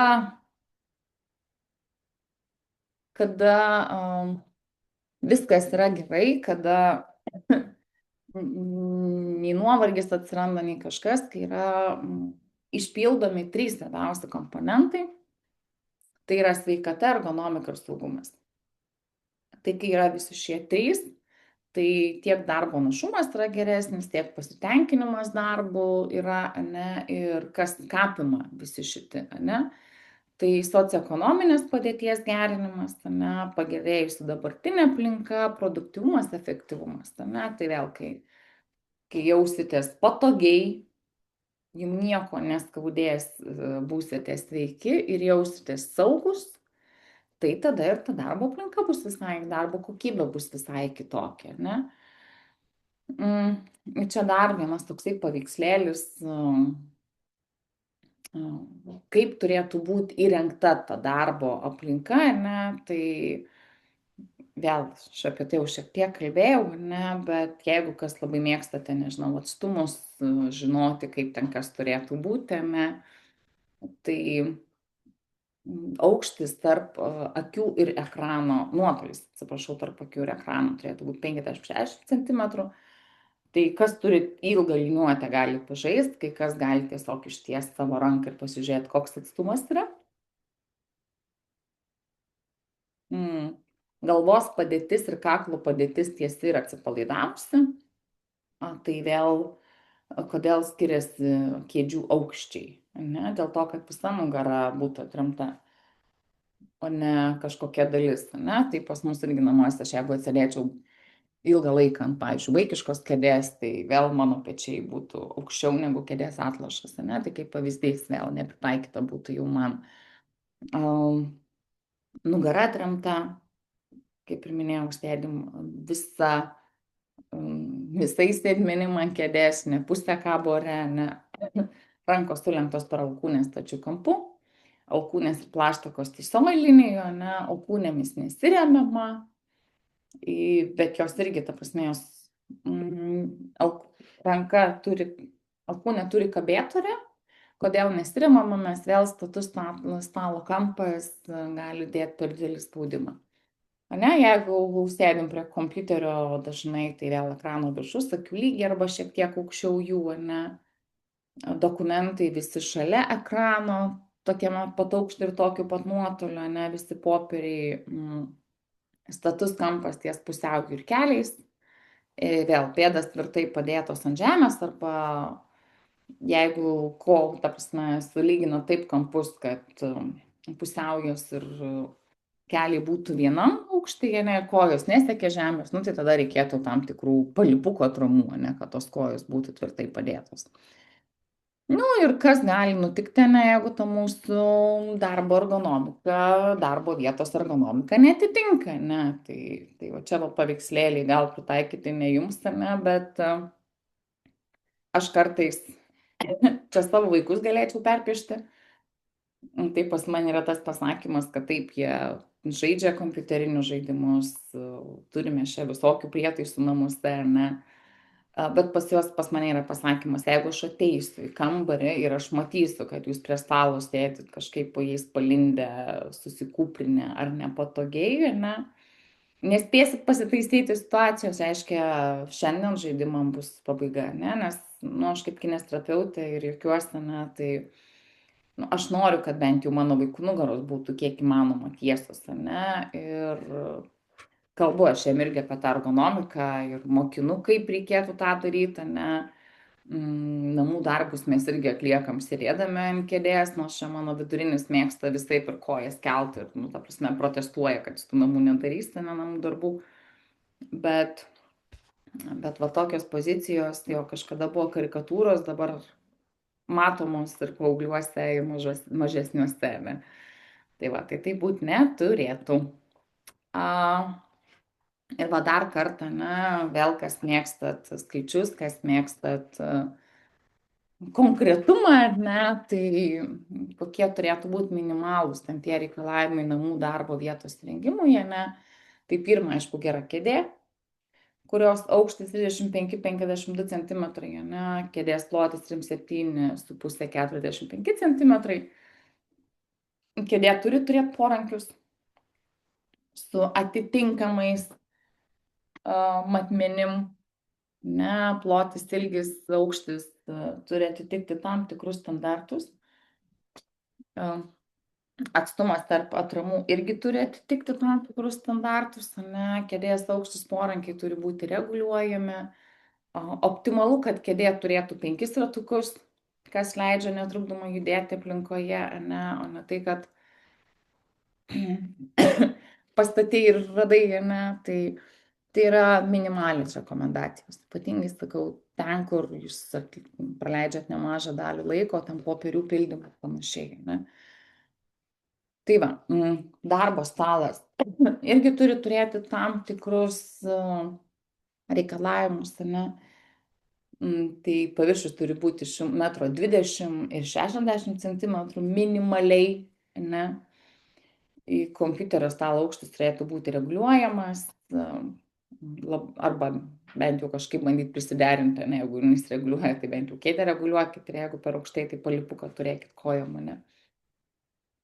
Vėl daiktai tvarkingai sudėti, netvarka ant stalo labai blogina darbo vietos ergonominės galimybės, kaip ir minėjau apie tą, sakau, kur viskas tobulai, kėdžių pasirinkimo kalnas, stalas reguliuojamas, o jovalas ant stalo, ne, balaganas, popieriai, dar skutas katinas iš kažkur atsiradęs. Tai, nu, natūralu. Ne, aš irgi galėtų čia pas mane katinas ateiti kažkur prigultų, ne, nu tai kaip aš tada čia tą kamerą ir taip bandyčiau įeiti, ne, juokauju, neleista jam įeiti kambarį, jis tai miega kažkur kitur.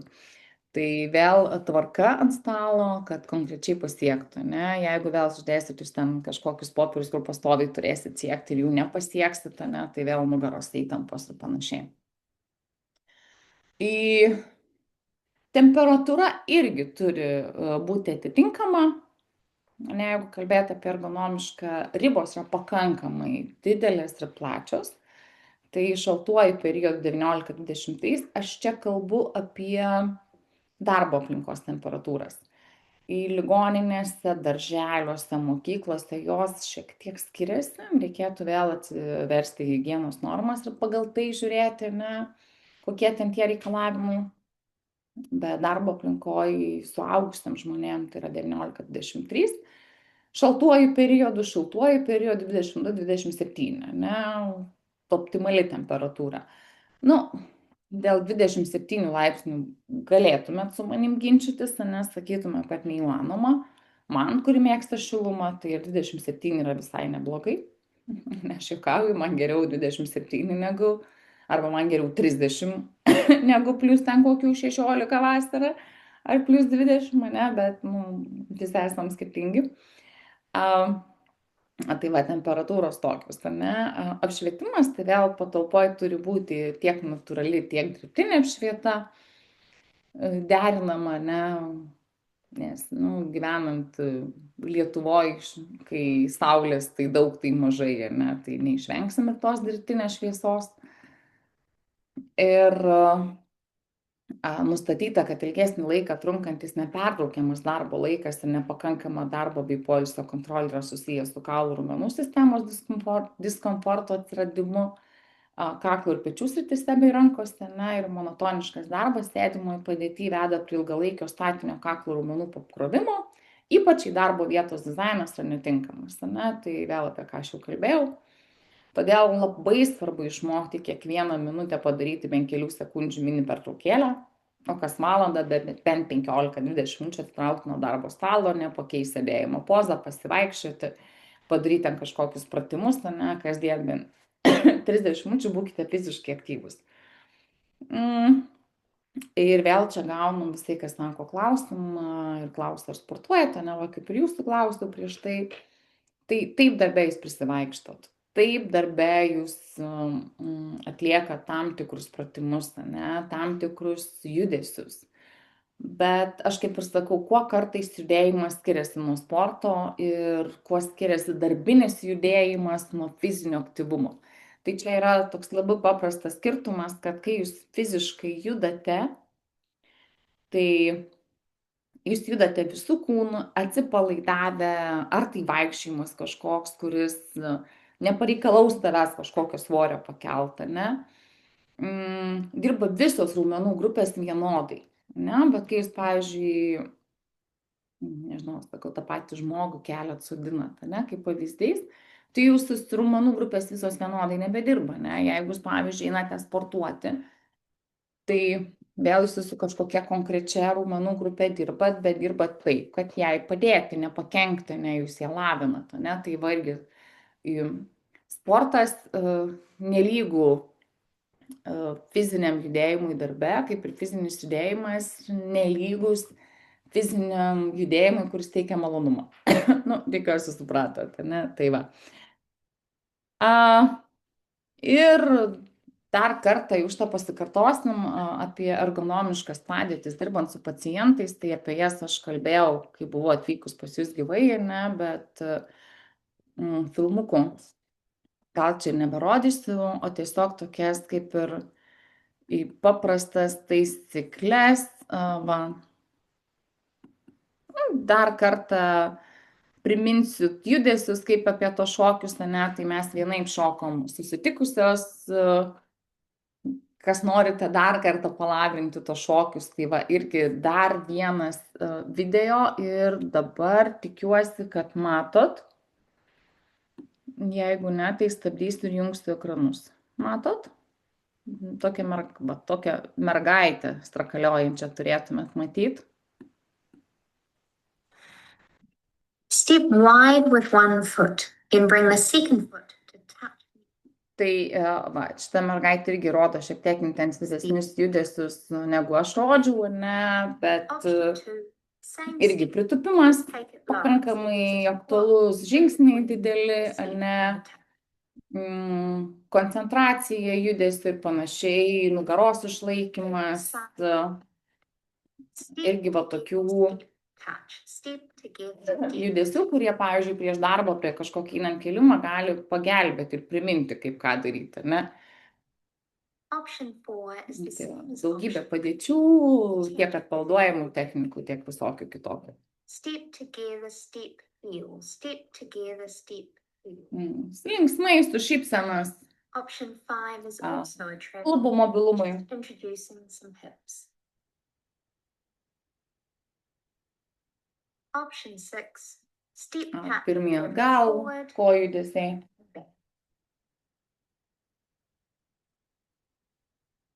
Option 7. Mhm. There are lots of Visokių judesiai, rankų prijungiant, kaip aš jums tada sakiau, apsikabinant partnerį įsivaizduojam, ne? Tai vėl va, pečių išmankštinimai, paprasti tokie judesiukai, nereikalaujantis kažkokių labai didelių meninių sugebėjimų, ne?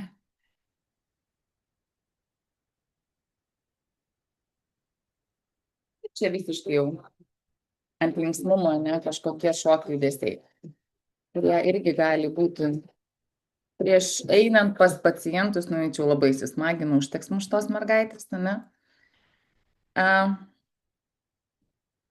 Ir judam toliau, grįžtam į mano prezentaciją, iškiuosi matėte jūs šitą šokančią mergaitę.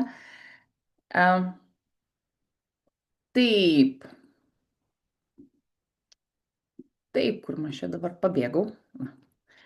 Ir irgi praeitą kartą kalbėjau apie tą taisyklingą pritūpimą, kaip jis turėtų būti atliekamas, kaip kokios padėtis, ne, kaip ten kas turėtų įsijungti. Tai va dar vienas video jau šiek tiek kitos mergaitės pavyzdys, ne, kaip dar kartą tą taisyklingą pritūpimą išmokti ir kaip ten kas. Tai irgi pasižiūrim, jinai kalbės lietuviškai, tai man jau čia vers nebereikės.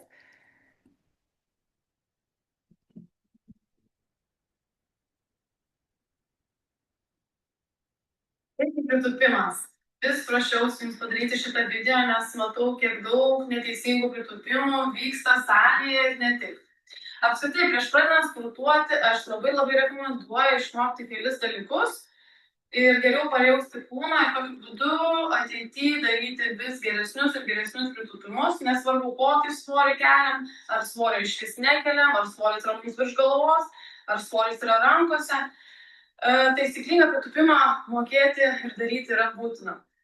Pirmas dalykas, ką noriu paminėti, tai yra dubens lenkimas, ar ne? Tai yra pirmas dalykas, ką mes darome darydami pritūpimą, tai nėra kelių lenkimas, ar ne? Tai yra dubens išvedimas atgal, ar ne? Ištempiant mūsų galinių šlaunų raumenis.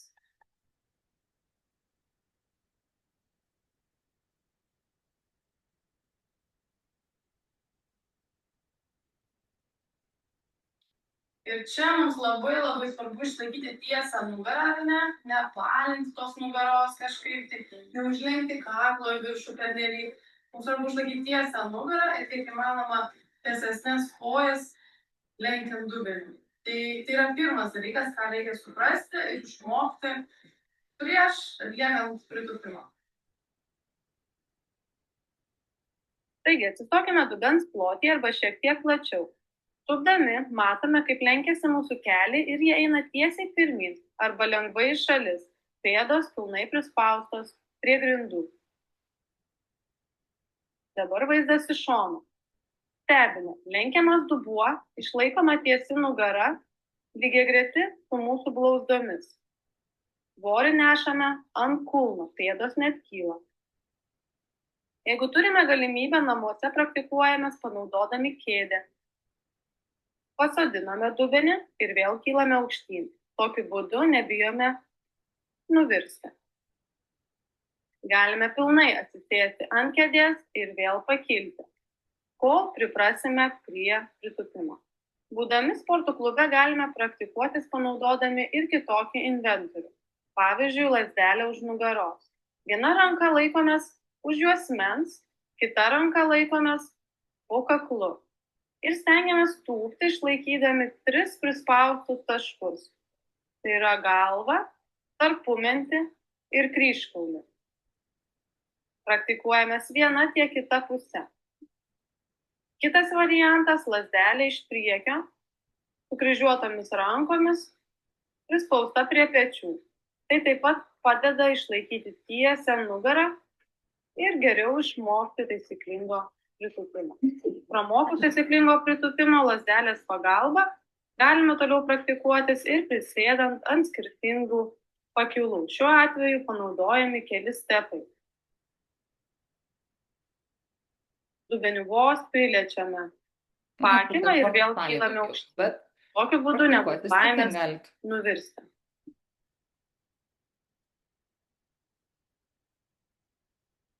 Ko vengti?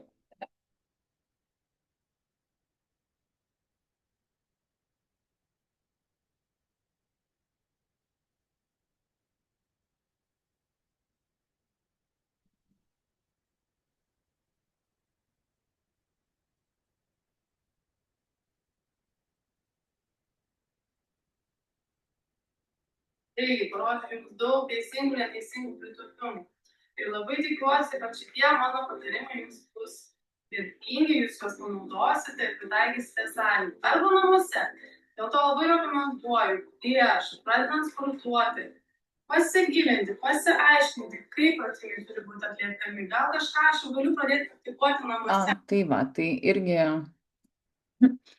irgi dar vienas paaiškinimas, kaip tą taisyklingą pritūpimą padaryti, ne, kaip praktikuotis, ne, nes sakau, jeigu niekada jūs jo nemokėjot padaryti, ne, ir čia dabar va, kažkas lieps jį atlikti, ne, tai vėl be praktikos, nu, toli niekur nenueisim, ne.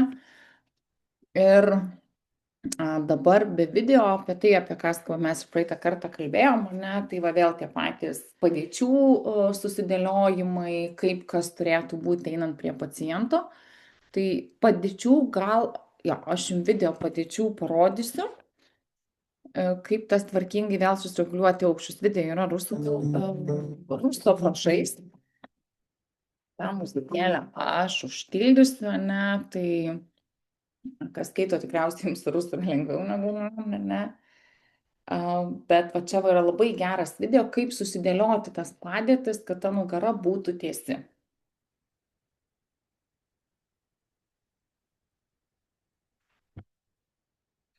Tai va vėl, jinai matuojasi aukščius, ne.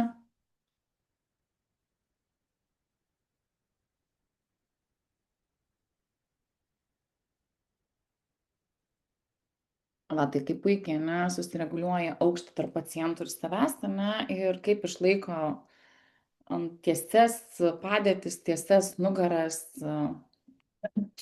paverčia. Čia kas mane iššoko. Ir puikiai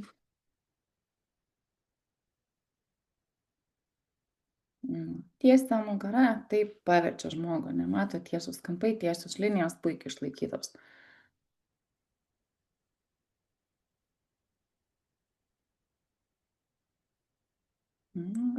Ir sverto principų pasisodina žmogų, ne? Tik sėdi.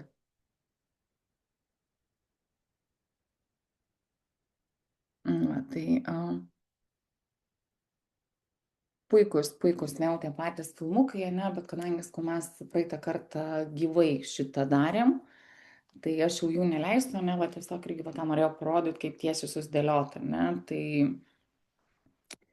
tiesiog va tokios labai paprastos vėl priminimas, ne, jeigu reikia ten, pavyzdžiui, apversti ligonį naudojant paklodę, ne, tai kaip turėtų būti atliekama, tai vėl dirbant su apsauginiam tvorelėm, jeigu jinai yra pakelta, ne, sulenk viršutinę koją, viršutinę ranką siekti turėklą, ne, žmogui natūraliai skatinti vertimosi poziciją, ne, stovėti pacientų už nugaros galima už priekio, ne, jeigu apsauginė tvorelė yra galima už nugaros, traukti paklodę, kad pasiverstų, ne, laikyti audinį ties klubų ir pečių liniją, paimti pakankamai audinį ir stipriai traukti, ne, kad kuo mažiau būtų pečių pakilimų.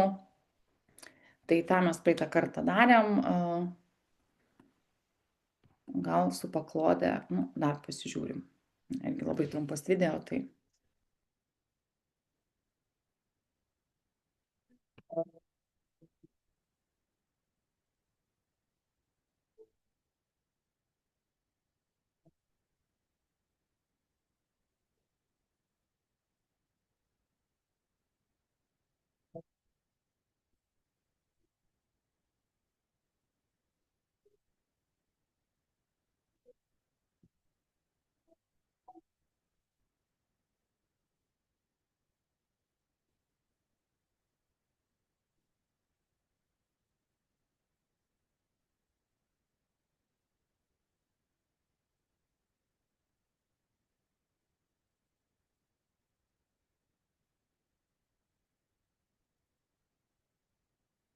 Labai paprastas trumpas irgi, kaip tą padaryti, ne?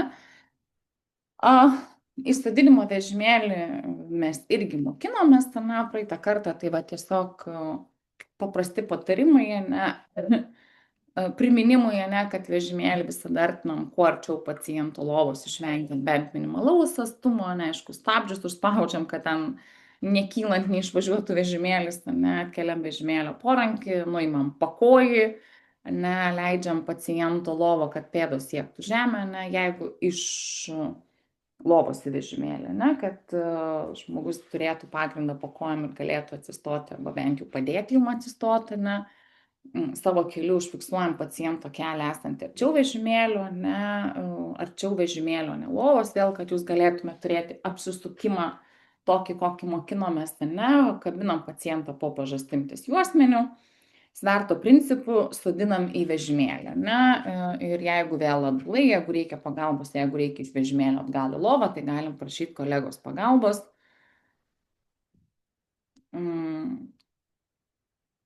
Tai irgi vėl mes visą šitą padarėm, ne? Čia keli pasodinimus lovai, vėl keli niuansai, ne?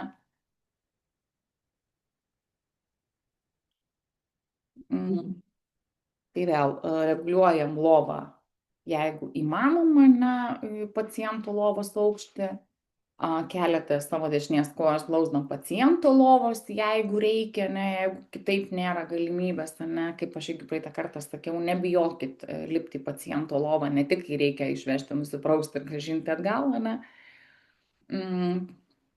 bet lygiai taip pat ir pasodinant galite, jeigu tas pacientas kažkur tam labai toli pabėgęs nuo jūsų, ne, lenkiatės tiesia nugara, sulenkiam paciento kojas, ne, apatinė paciento ranka ištiesta, viršutinė permesta į priekį, paciento kojų sulenktos, ne, paciento kojas leidžiat nuo lovos, savo ranka apkabinat pacientą per kaklą už menčių, kita ranka ant klubų ir sverto principų tiesia nugara pasodinat pacientą, ne, tai nesmaugiat už kaklą, bet po pažastim tiesiog sverto principų pasodinat. Tai filmuką aš jau čia neberodysiu, mes praeitą kartą tą labai gražiai išmokom, ne?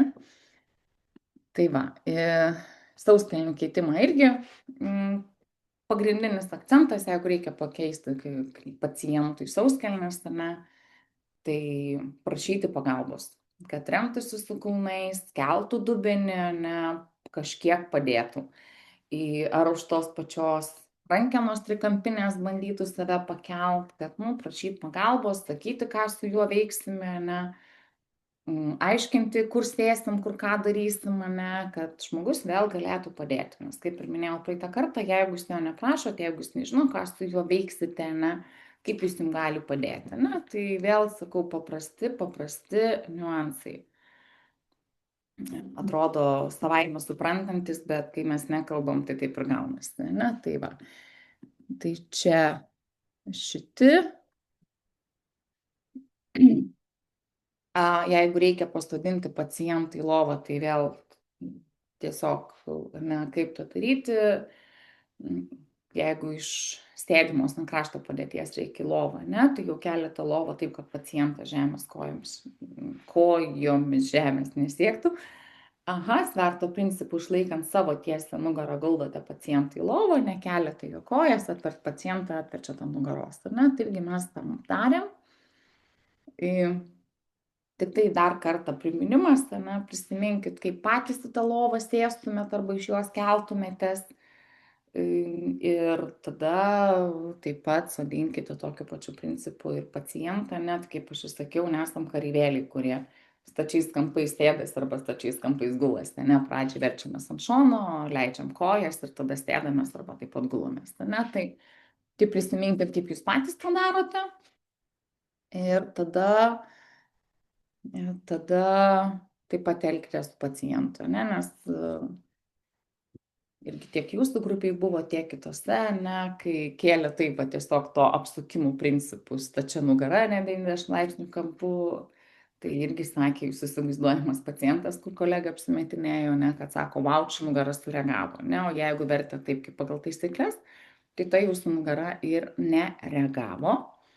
Tai va, permetam, nu ir tas mano baisusis egzaminas pakėlimas nuo žemės, ne, tai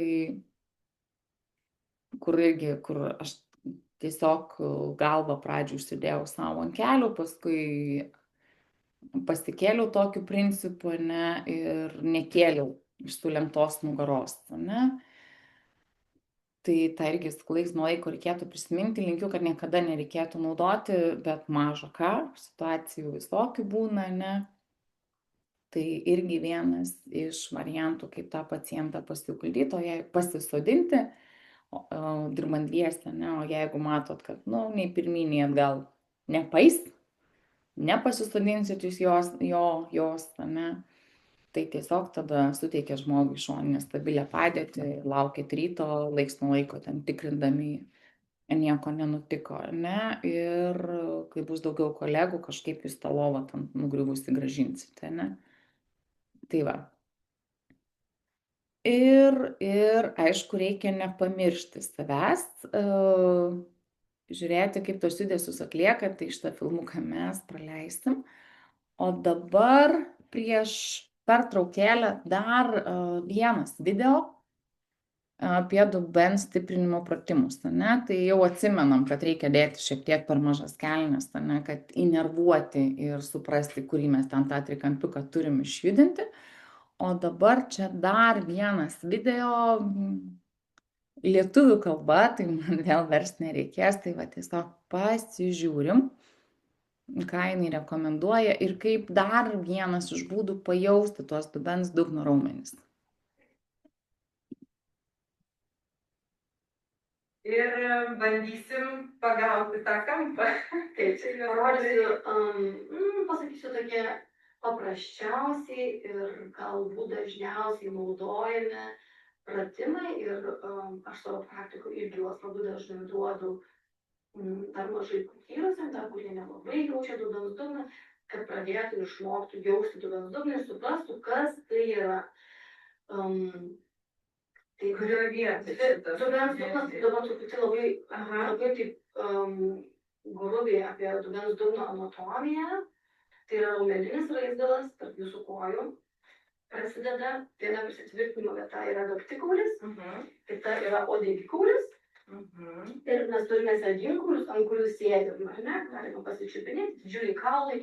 Jeigu mes taisyklingai sėdim ant savo sėdinkaulių, nenukritę į šlaunies, ar ne? Tai tuomet mes jausim savo sėdinkaulį. Dubens dugnas nebus spazmuotas, mes gražiai sėdėsim. Tai va tos pagrindinės prisitvirtinimo vietos reikia judinti, kad raumuo įsijungtų į darbą. Dubens dugną galima judinti, daryti tos vadinamus izoliuotus pratimus, tik dubens dugną ir nedaug dievė dar kažką pajudinsi, yra tokių metodikų.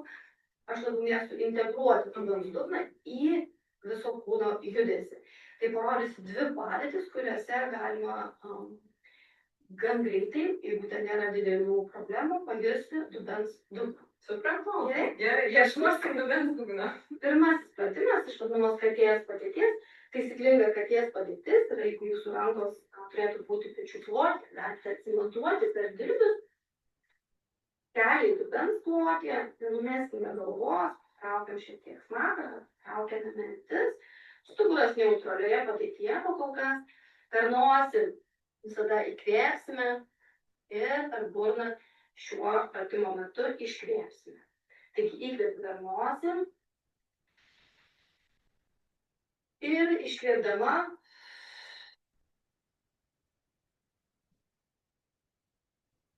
lėtai iškvėpdama suspaudžiu savo pėdas vieną į kitą ir tai padeda puikiai jausti sėdinkaulių darbą, kaip jie juda vienas po kito, uodegikaulis juda žemyn, kaktikaulis išeina į priekį. Žinoma, įsitraukia kartu į pilvo sieną ir mes sutraukiam visą tarpį. Įkvepiam, atpalaiduojam, neutrali padėtis. Vėl iškvėpimas. Įtraukiam ir sutraukiam viską iki galo. Nebūtina daryti, ką kartais matau darant. Įkvėpiam labai stipriai išsirietimas, su iškvėpimu susirietimas. Reikia suprasti, kam mes darom šitą pratimą. Antrą kartą, kur parodžiu, kur labai stiprus stuburo surietimas ir išrietimas buvo, tai jis labiau skirtas yra, mano supratimu, stuburo mobilizacijai. Šiuo atveju mes norime dubens dugną įtraukti, tai turėtume koncentruoti į dubens judesį, mažiau į krūtinės ląstą, į tą ėjimą į kifozę. Dar kartelį parodau, su iškvėpimu pilnai pakanka pabraukti uodegą, taip pat pastavime, įtraukti pilvą, sutraukti išangę, tarpvietę ir spūstelti pėdas vieną į kitą, pajusti, kad šitie kauliukai aktyvuojasi. Įkvepiam, neutrali padėtis, pakartokite 10 kartų, šiausiai galite ir 20 kartų. Rekomenduoju daryti kiekvieną dieną, arba bent 5 kartus į savaitę. 2 kartus į savaitę, taip pat mažai. Kitas pratimas, galbūt mažiau žinomas, reikėtų atsigulti ant nugaros. Ir kaip minėjau, dažnai kompensuoja šlaunis arba sėdmenimi, todėl nedarysim eilinio tiltelio, nes ten dažnai moteris jungia tiesiog sėdmenis ir dubens dugnas susitraukia tik iš savo inercijos. Išjungsim šlaunis, kiek pavyksta.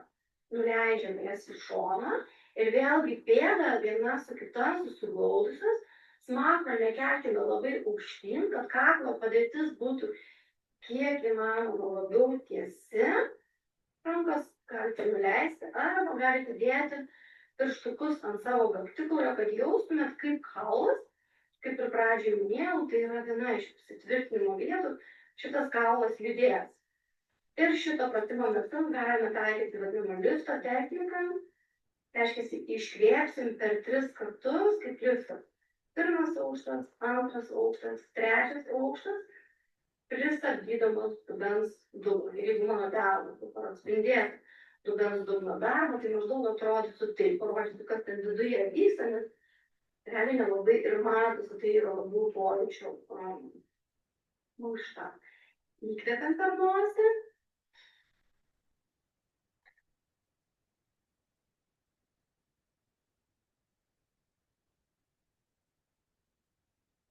Ir tai sutraukiam ir įtraukiam, svarbu. Įkvepiam, atpalaiduojam. Dubuo, visas dubuo ir dubens dugnas išpilnėja, ir fiziologija tokia yra padaryta, kad kai mes įkvepiam, dubens diafragma nusileidžia, atsipalaiduoja. Su iškvėpimu, todėl pradedantiesiems svarbu su iškvėpimu